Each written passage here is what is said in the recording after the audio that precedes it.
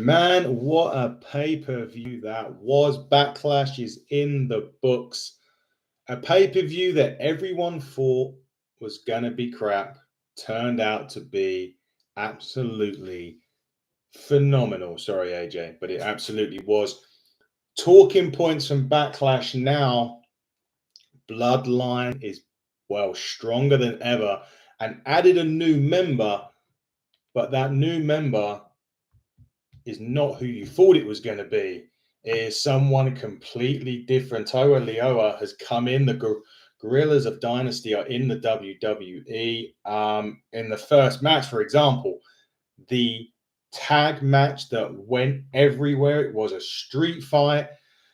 The Bloodline, Randy Orton, Kevin Owens, they tore the house down, literally, in the opening minutes of that match. It was an incredible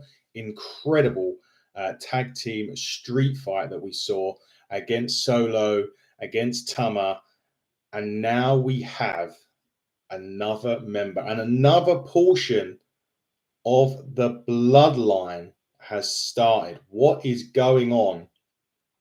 Where is Paul Heyman in all of this? As the match ended, you thought it was going to be a win. Kevin Owens dropped Tama Tonga onto some crazy chairs. And this crazy chair spot, but you know, when he did that, who would have thought the former Camacho, the guy that was in WWE as Camacho, would come out, save his brother, save Solo Sikoa, and join the Bloodline. And now we have yet another new Bloodline in Tanga Loa, debuting in WWE at the end of the street fight. Crazy goings on. Paul Heyman is definitely not pulling the shots for the Bloodline. That I will absolutely guarantee you. He is not pulling no strings. Solo Sikoa is taking that Bloodline over.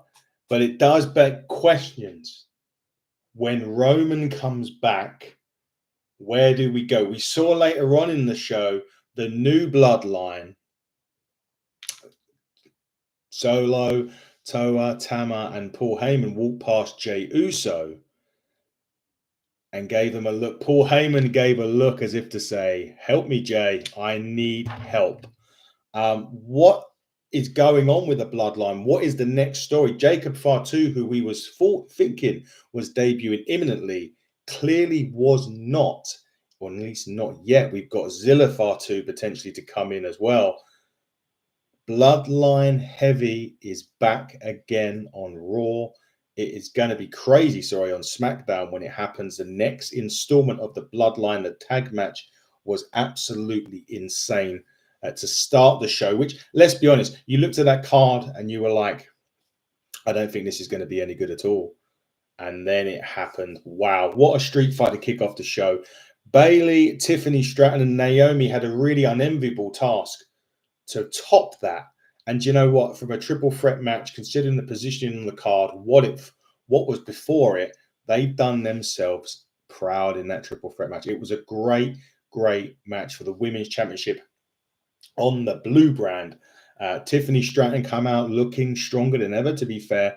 Always thought that Naomi was going to be the one to take the fall for either Bayley or Tiffany. I think that's the position that she's put her in. I was kind of half expecting maybe a little heel turn at the end when Bayley sort of outsmarted her to get the victory. And maybe Naomi could have gone to be another member of the Bloodline. Who knows? We've got Jimmy to come back to that yet. But more on the Bloodline later. Bayley retaining the gold, looking good. Tiffany Stratton looked $1 million. Naomi done her job in the match, which was really to take the fall, unfortunately. But she took it and took it well. So congratulations to Bayley. Now we get to Jey and Damian, and this has got so many moving elements going forward. A lot of people expected Jacob Fatu to debut during the Jey Uso match and cost him the title, especially after the new Bloodline walked past him prior to his match with Damian Priest starting. However, what we are seeing within the Judgment Day now is more issues with the Judgment Day. I don't know what anybody thinks about the Judgment Day. Are they on their way down? You saw Damian get frustrated during the match. He didn't want any members of Judgment Day at ringside or assisting him in his match. Jey Uso had the match won. Finn Balor come out. JD McDonough come out. And Damian Priest did not look happy with the Judgment Day, with everything that happened during that match. It was a great, great match with Jey Uso as well. Kudos to Damian Priest and Jey Uso. They put on a hell of a contest. Jey Uso is the most over wrestler on Raw. The French crowd were absolutely phenomenal throughout the whole weekend.